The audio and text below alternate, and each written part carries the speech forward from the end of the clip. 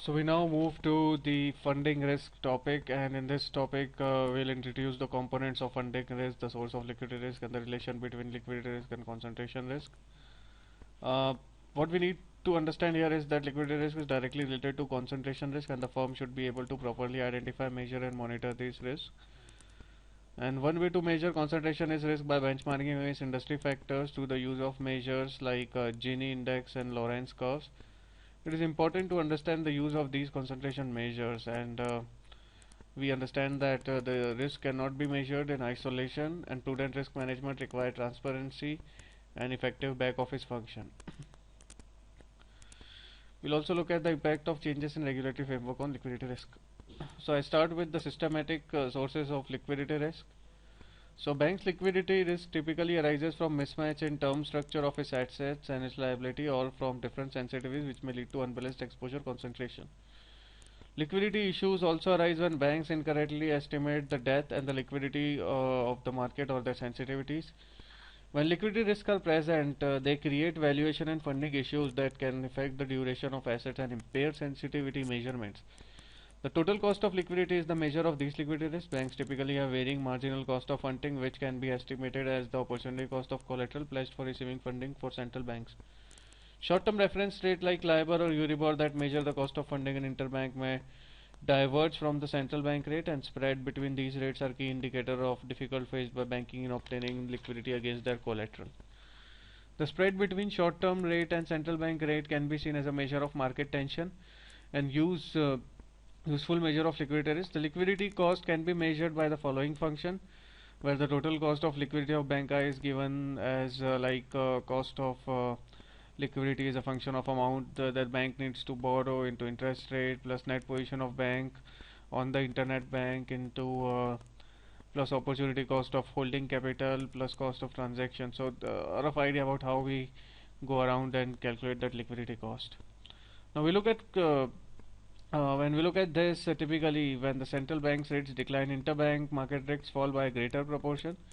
The relationship, however, may not hold true in periods of high market tension where liquidity costs as bank reliance on interbank market for refinancial rises.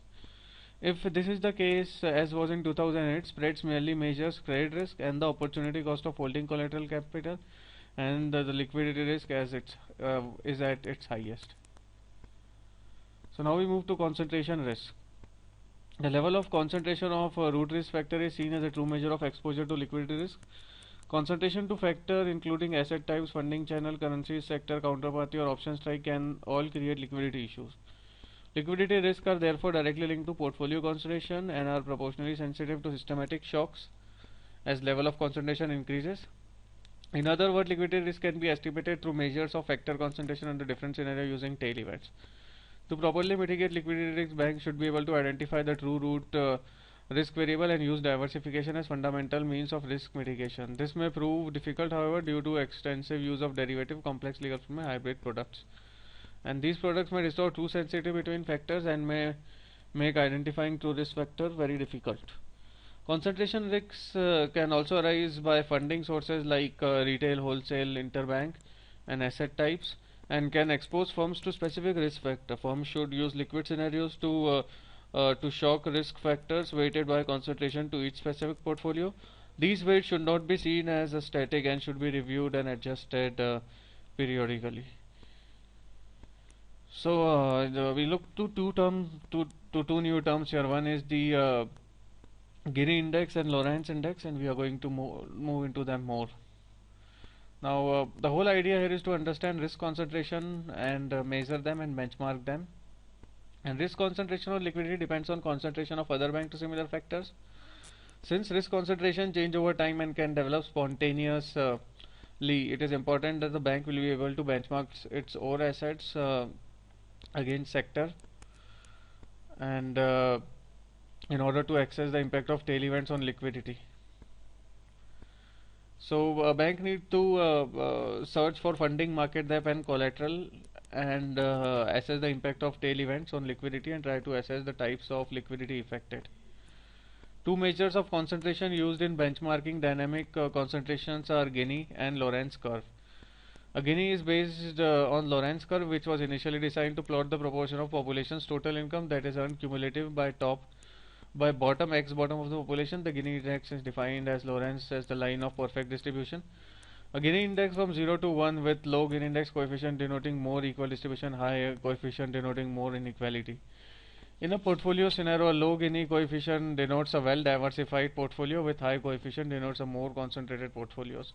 Statistically, Gini and Lorenz curve are graphical representation of cumulative distribution function, providing a measure of dispersion with absolute mean difference. And this is seen as a better representative of tension with the portfolio than standard deviation alone, as an accurate estimation of volatility and liquidity of tail events that impact concentrated portfolio. Consequently, it's a good tool to benchmark concentration against aggregated industry figure. Industry concentration figures can be aggregated by professional association, third-party aggregators and regulators.